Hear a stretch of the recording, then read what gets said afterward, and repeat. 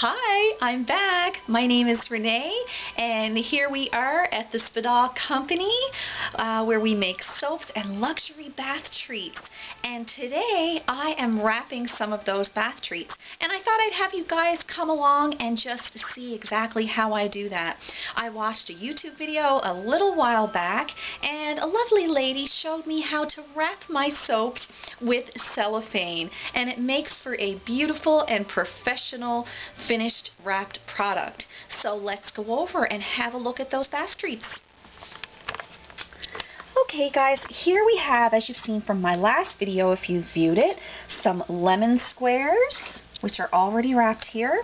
And I also have some creme brulee. Now you can see with the creme brulee when they were first done in the last video that they just looked perfect. The soap was dipped on top and they just looked gorgeous.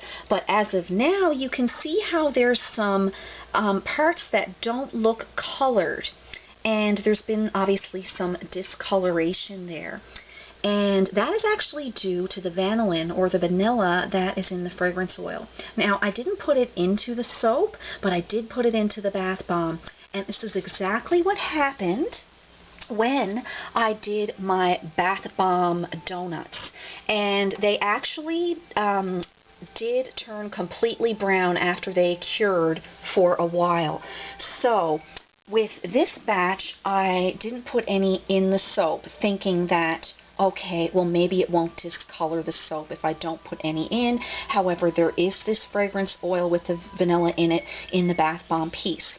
So the test was to see if, when the soap is in contact with the bath bomb, if it would actually discolor.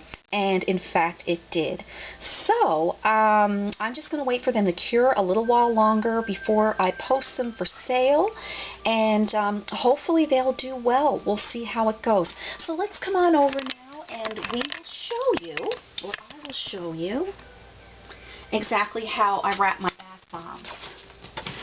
So you kind of have to do a little test here to see how much cling wrap you will need. And I feel, or I've experimented with it just before I did this video, of exactly how much you'll need. At first I started off right here, just going across right here, and that wasn't enough, just a large long rectangle.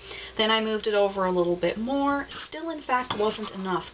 So I'm going with more of where it's almost a square but not quite. And that should be enough.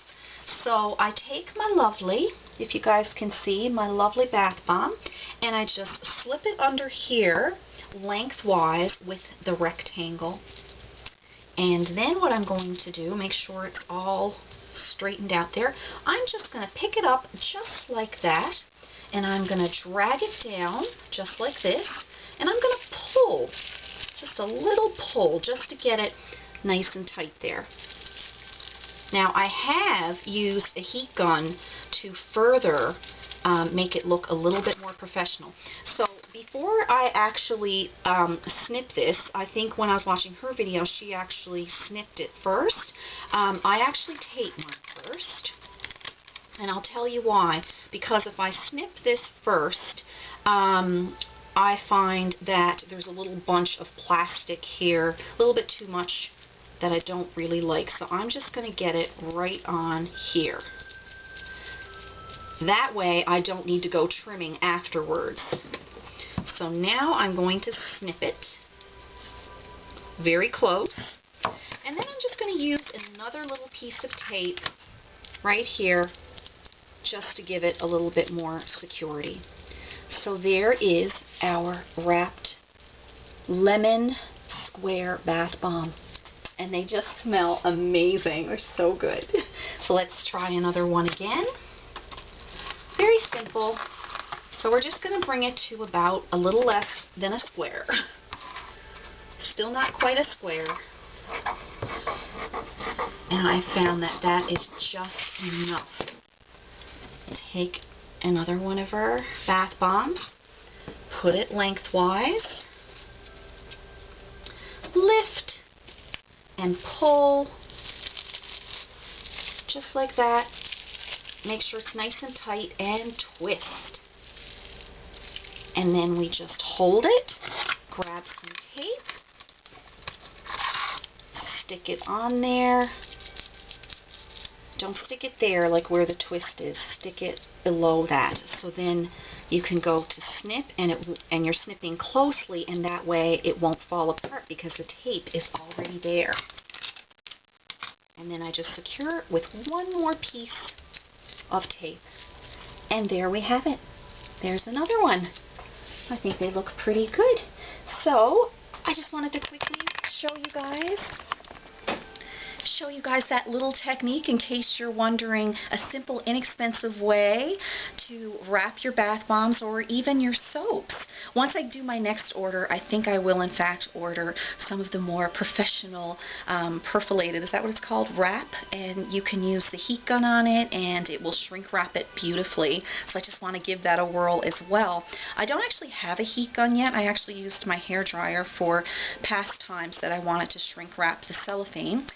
I have been into Michael's craft store, and they have a selection there of heat guns for the shrink wrap, so I may in fact purchase one of those very soon with my 50% off coupon. So that's that. Hopefully I will get one of those in the near future. What are we doing now coming up? I have a new soap. Yes, I do. I'm making a soap that is going to have honey in it and propolis and beeswax. I've never worked with beeswax before, and I'm very excited about using it. So stay tuned because we're going to be making soap next, and we're still going to be making some more bath bombs. I'll just quickly show you now some of the molds that I recently purchased at the Goodies Thrifty Shop, as we know is my favorite thrift store.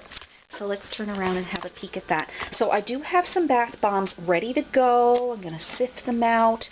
And these are the nice little molds, or whatever you want to call them.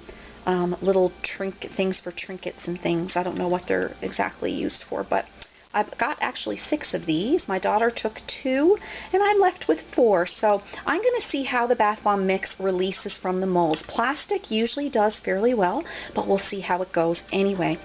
What else would I have to show you? I found something really cute, and it's under here. If you want to come under with me. Hi, guys. Today I was at the dollar store, and this is where I keep under here, which is a change table. This is what, oh, here we go.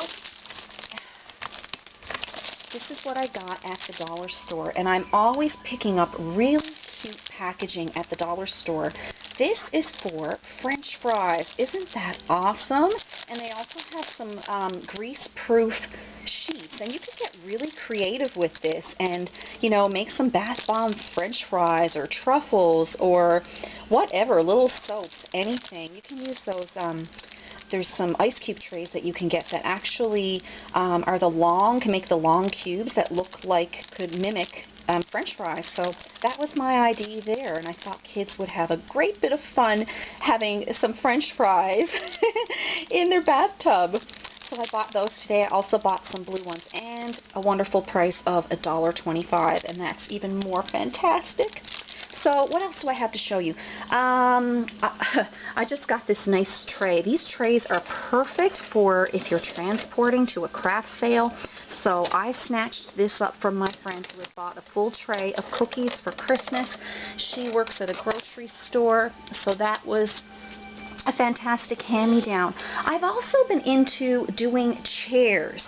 And if you have some chairs that you'd like to fancy up for your shop, if you have one, this is a great way to add some accents to the chair.